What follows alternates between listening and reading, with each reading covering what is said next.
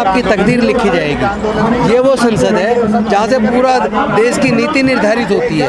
आप लोग ऐसे काबिल लोग जो समाज के प्रति दर्द रखते हैं, समाज की आवाज़ बनना चाहते हैं, ऐसे लोगों को जिताकर इस संसद में भेजिए। और वो प्रतिमा, वो ऐतिहासिक प्रतिमा जिसको लगाने के लिए एक बहुत बड़ा विशाल आंदोलन हुआ, जिसमें लाखों लोग जेल गए, जो 1964-65 का आंदोलन आरपीआई के नेतृत्व में, बुद्धप्रिया मौर्य जी के नेतृत्व में लड़ा गया।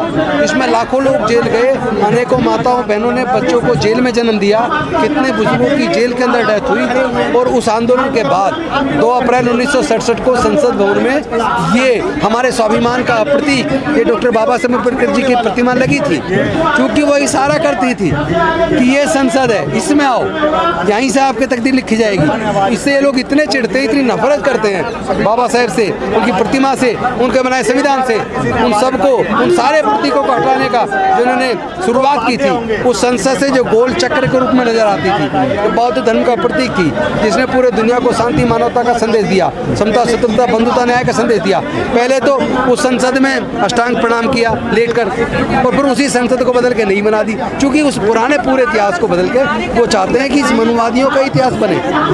और उसके बाद जिस संविधान को सर पे लगाते हैं, उसी को बदलने के लिए उनके सांसद और सब लोग कहते हैं 400 पार दो, ताकि संविधान को बदला जा सके, हिंदू राष्ट्र बनाया जा सके। और इतना ही नहीं, उसके ये प्रतिमा हटाने का निर्णय वो पहले ले चुके। आपको पता है कि संसद के अंदर 12 सदस्यीय एक जनरल पर्पसेस कमेटी होती है, जो ये डिसाइड करती है कि किसकी प्रतिमा लगनी है, कहाँ पे लगनी है।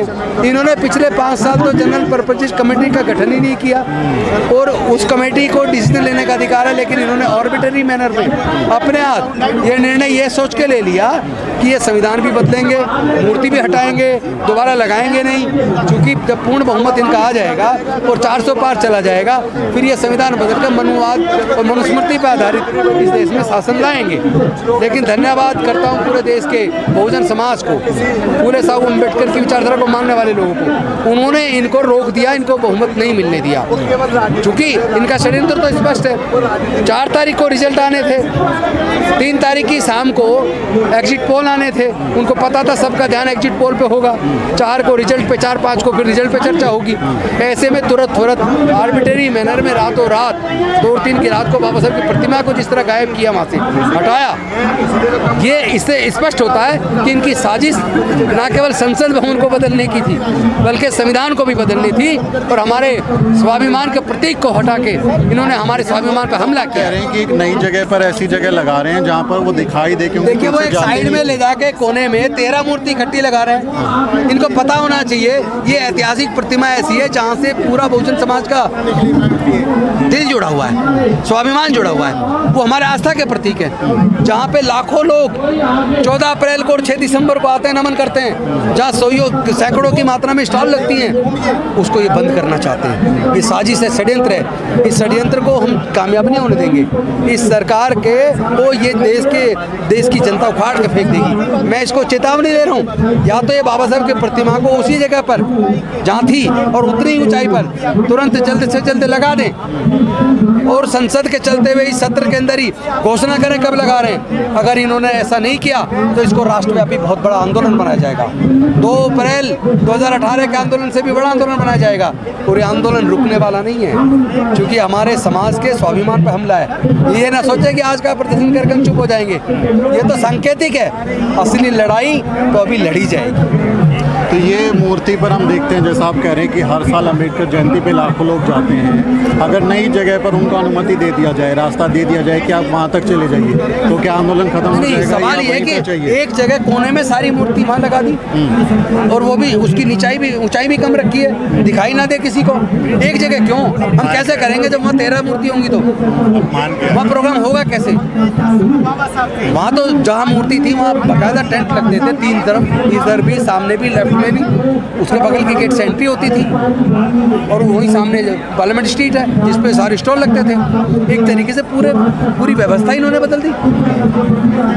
ये पूरे देश के अब तक का जो इतिहास है उसको खत्म करके केवल भाजपा शासन के इतिहास को स्थापित करना चाहते हैं। इस वजह से मूर्ति हटाई गई। ये कहीं खींच तो नहीं निकाल रहे हैं? क्योंकि आप देखें कि ये चुनाव संविधान बना, मोदी लड़ा गया, और जो संविधान को मानने वाली जमात है, दलित बहुजन समाज है, उसने मोदी सरकार के खिलाफ वोट किया और इनको समेट दिया 240 सीट पे, तो कहीं वो गुस्सा था कि चुनाव से जब रिजल्ट आने वाला था तो पता चल गया था ये तो पहले ही कर चुके थे।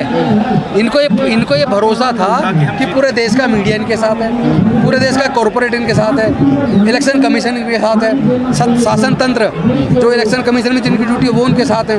तो वो तो इस भरोसे पे बैठे थे 400 पार आएगा, फिर संविधान भी बदलेंगे, तो मूर्ति तो उन्होंने पहले ही बदल दी, रिजल्ट आने से पहले ही। तो ये जो सांसद हैं 131 SC/ST सांसद बने हुए हैं कोटे से, मैं देख रहा था किसी का बयान नहीं है, कोई कुछ बोला नहीं अभी तक इस मामले पर किसी ने। मुझे लगता है कि थोड़ा इंतजार कीजिए, वो सारा संसद को चलने नहीं देंगे, इस मुद्दे पे संसद में बोलेंगे। और अभी बहुत जल्दी मिशन जबीम के माध्यम से अपने संगठनों को लेके हम लोग कॉन्स्टिट्यूशन क्लब में एक प्रोग्राम करेंगे जिसमें अपने सांसदों को बुलाएंगे और उनको बुला के उनको कहेंगे कि संसद के अंदर अब आपको समाज की आवाज़ बनना है, समाज के हर मुद्दे को उठाना है। जैसे शिक्षा को महंगा करके शिक्षा छीन ली, सारे सरकारी संस्थान प्राइवेटाइज करके नौकरी छीन ली, तो हमारे तो आगे बढ़ने के रास्ते ही बंद कर दिए। तो तुम सांसद किस लिए बनाए थे बाबा साहब ने?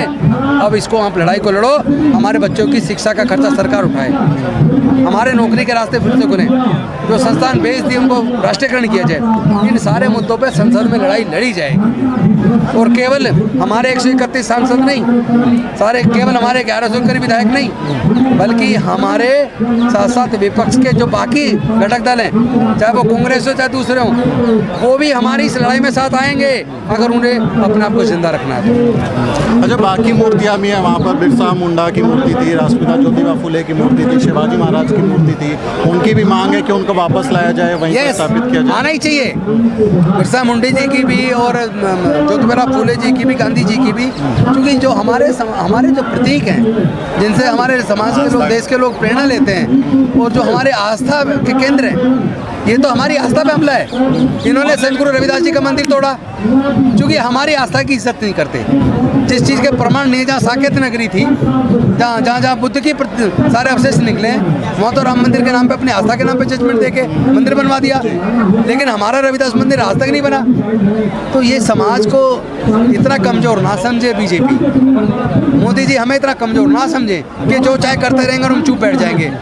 इनको जवाब अब दिया जाएगा, देश के हर कोने में दिया जाएगा, संसद में भी, विधानसभाओं में भी और सड़क पर भी। बहुत शुक्रिया बात करने के लिए। तो ये थे राजेंद्र पाल गौतम, जिनका कहना है कि जो संसद भवन में बाबा साहब डॉक्टर अम्बेडकर की मूर्ति है उसको वापस वहाँ पर स्थापित किया जाए और बाकी मूर्तियों को भी वहीं पर लगाया जाए। इसके लिए आंदोलन करेंगे और जल्द ही एक बड़ा कार्यक्रम होगा जिसमें सभी सांसदों को बुलाकर इसकी मांग को भी रखा जाएगा। इस बातचें पर आपकी क्या राय है, इस घटना को आप कैसे देखते हैं, कमेंट करके बताएं। आपसे अपील है वीडियो को शेयर करें और हमारे चैनल को सब्सक्राइब करना ना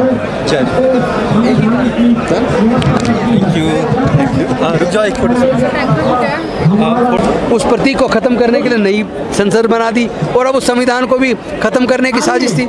ये तो भला हो देश के अम्बेडकरवादी लोगों का कि इस देश के बहुजनों ने इनको पूर्ण बहुमत नहीं मिलने दिया, वरना इनके सांसद तो कह रहे थे संविधान बदलना जरूरी है और उसके लिए 400 पार हमें सीट मिलनी चाहिए, लेकिन हमारे लोगों ने एकजुट होकर इनको करारा जवाब दिया। शायद अगली बार से वही लोग यहाँ पर नहीं है, ना राहुल है ना अखिलेश यादव है। कल अखिलेश यादव ने जय भीम भी नहीं बोला पार्लियामेंट में। बहन बेटियों की इज्जत पे हमला है, हमारे भाइयों के स्वाभिमान पे हमला है।